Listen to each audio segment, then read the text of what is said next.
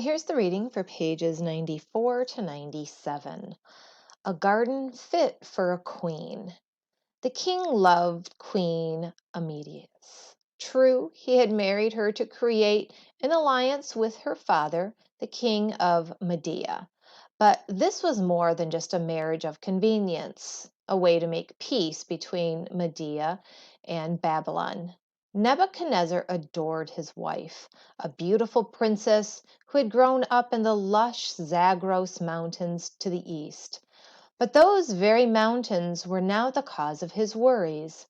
"Why are you so unhappy?" he asked Amedius one morning.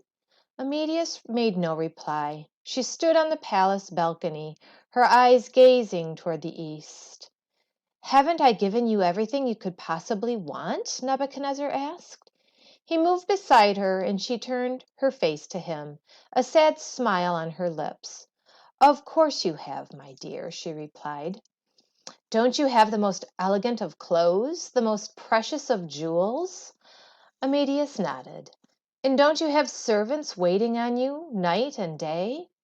Your palaces are the envy of the world. You have the best food and drink my empire can provide. Why are you sad? What can I do to make you happy?" Amedius turned her eyes again to the east. The hot sun beat down on the throbbing capital. But the young woman saw none of the city's temples, palaces, or houses. She gazed out across the dusty plain toward the horizon, toward the land of Media, toward her home. "My husband," she began, laying a gentle hand on his arm, "you have given me everything a queen could want, even your love. But there is one thing you cannot give me." A tear rolled down her cheek. "You cannot give me the land of my birth."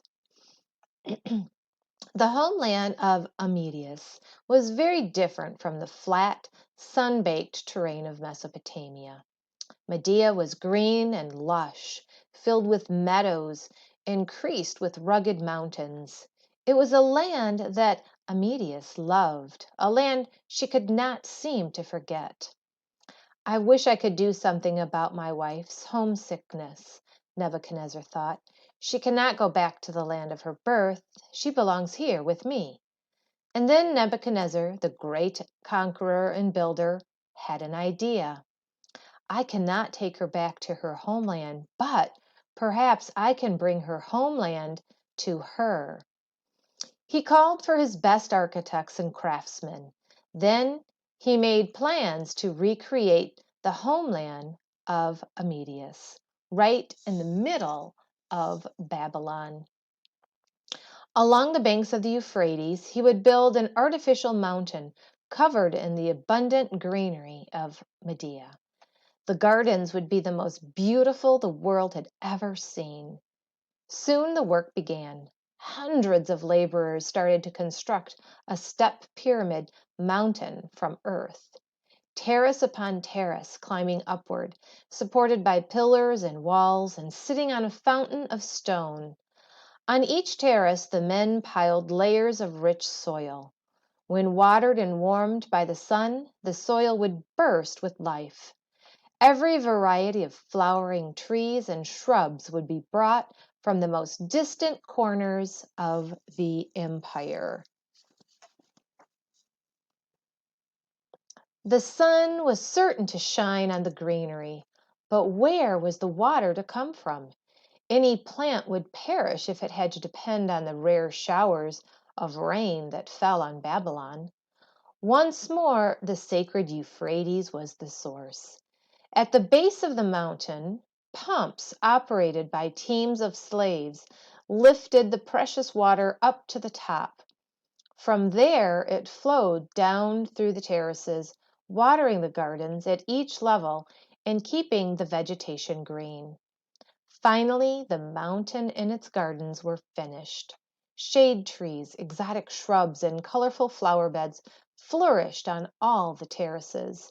The aroma of flowers filled the air, and drooping vines hung over the terrace walls.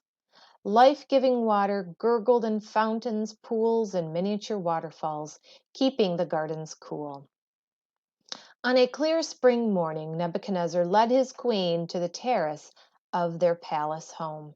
She looked out in hushed wonder.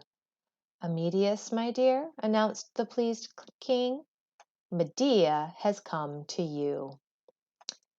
Then this is the legend of Nebuchadnezzar's amazing gift to his homesick wife. In a way, it was a gift to the world. The king created a botanical wonder, a magnificent feat of engineering that conquered nature itself. For this reason, the Hanging Gardens of Babylon are hailed as one of the seven wonders of the ancient world. It would be wonderful to cast our own eyes on these magnificent gardens, but they have long since vanished. How then do we know about them?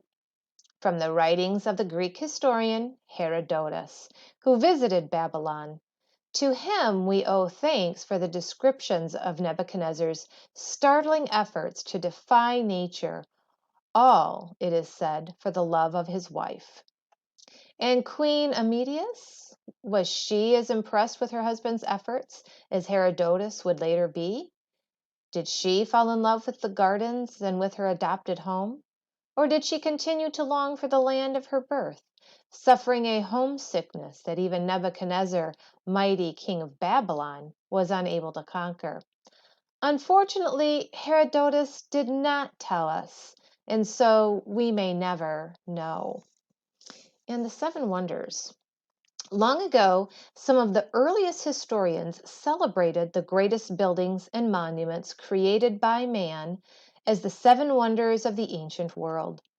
Nebuchadnezzar's Hanging Gardens of Babylon were one of these seven wonders. Today, only one of the ancient wonders still stands, the Great Pyramids in Egypt.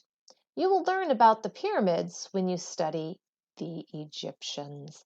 That's the end of the reading of pages 94 to 97.